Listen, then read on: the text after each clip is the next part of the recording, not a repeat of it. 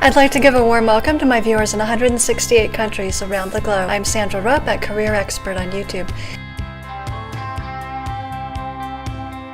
A big thank you to everyone who told me that they loved my last video, to WPP Group and to Unilever. The creative videos on YouTube get me a lot more subscribers.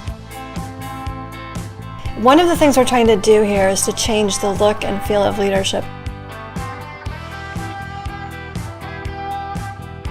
We had only about 15% women attending the World Economic Forum at Davos. Through videos, we've gotten that up to 21%, which I'm really excited about. My goal is 30, and I'm actually going to inch that up as we go along.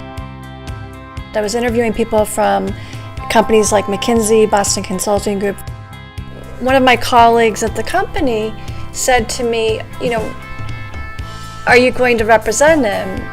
I said, of course I am. He's incredibly talented. He's really smart.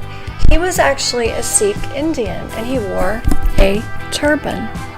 It really doesn't matter what someone wears or how they look. It matters most how they think and what's in their heart.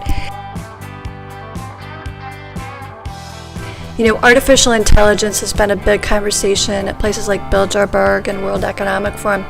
But I really believe that we need to have a lot more women focused on the advice to the men who are creating artificial intelligence and robots. We don't want everyone to become a STEM major. Even in the innovative companies, I would come up with new ideas and new ways of thinking. But I got leadership roles. I was actually appointed to the co-head of the junior committee of the first company that I worked for. I was advising brand managers who had MBAs, and I didn't even have my MBA yet. I then went on to attend a top business school, Kellogg, and I chose it over the Ivy League schools I got into because of the fact that it was ranked #1 by Businessweek that year.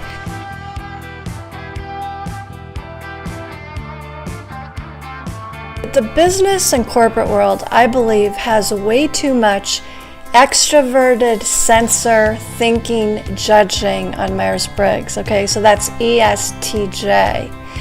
The problem is that a lot of people in a knowledge economy are not extroverted. A lot of them are actually introverted.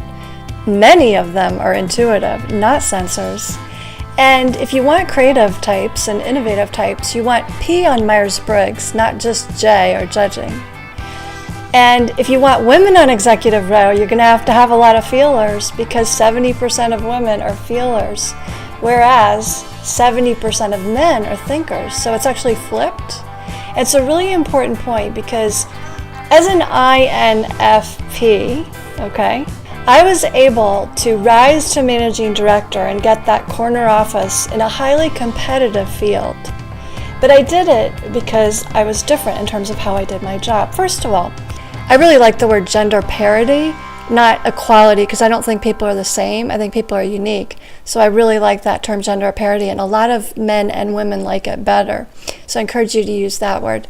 We do need to keep the testosterone going, but we also need to have some of that feminine energy to balance it out. You need people that don't all think alike, don't all have the same politics, don't dress alike. They're very different, They majored in different things. I never liked competitive sports. Now, back in the day, we didn't have things like yoga, and there wasn't a ballet class, but that would have been my choice by far. I did play tennis because I had good hand-eye coordination and I was on the team. But I also had to do other sports like basketball and volleyball, and I didn't like them at all. I've actually talked to the headmaster and headmistress about that. It's so important that we expand our view, because I actually believe collaboration is more important in the 21st century than competition.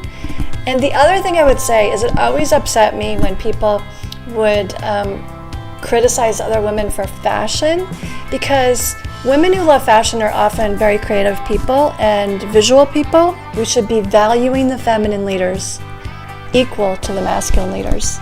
It doesn't even have to be gender specific. This is not rocket science, You can put one call into me at parthenaadvisors.com, and I actually have requested that the head of executive coaching at Google contact me.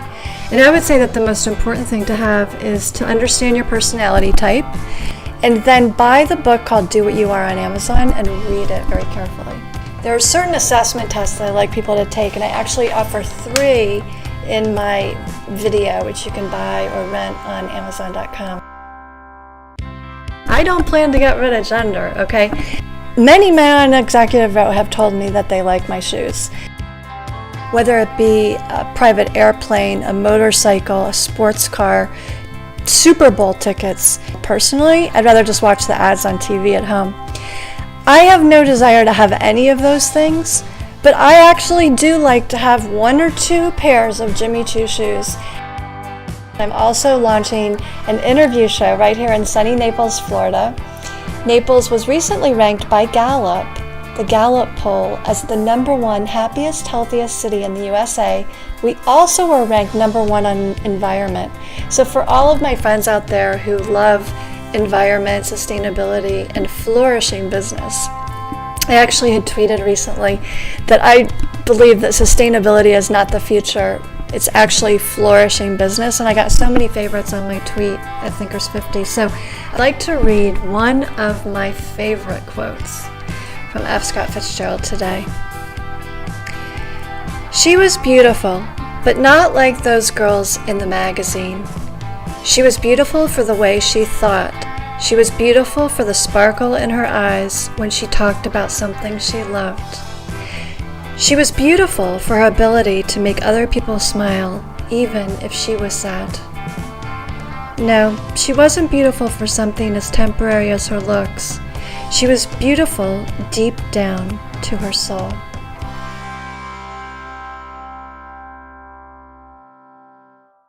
And it's so relevant to my work with Unilever and WPP Group and Dove by getting more women in chief creative officer roles as well as chief marketing officer roles in the corporate world.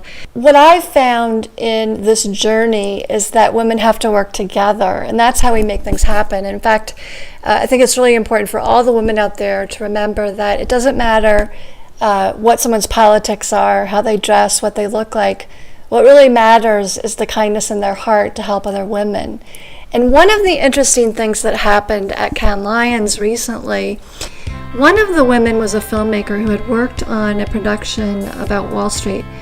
And she was a lovely woman who pointed out that when she did the film, she was surprised that women didn't help one another in the corporate world. She said she had never been exposed to that. And I think that, there's really some learning there, because what I've found is that women in creative businesses or women in businesses where there are a lot of women actually are kinder and nicer to one another and help others. Whereas in male-dominated environments, there's this thing called the queen bee syndrome, and there's actually been some research done on it by some of my colleagues. As some of you know, I was placed on the Thinkers 50 Give a Red list for the world's top business thinkers for my thought leadership on the yin and yang of leadership. But this queen bee syndrome actually is destructive to all women. And then I would say to the men out there that it's really important that you all have a much broader view of what leadership looks like, and that's one of the reasons that we're here today. So support other women and be kind and generous. We're really excited at the possibility of appearing on the cover of Adweek magazine. Subscribe on YouTube at Career Expert and watch for my tweets at Exec Career Coach. Contact me and hire people that look nothing like you do and think nothing like you do.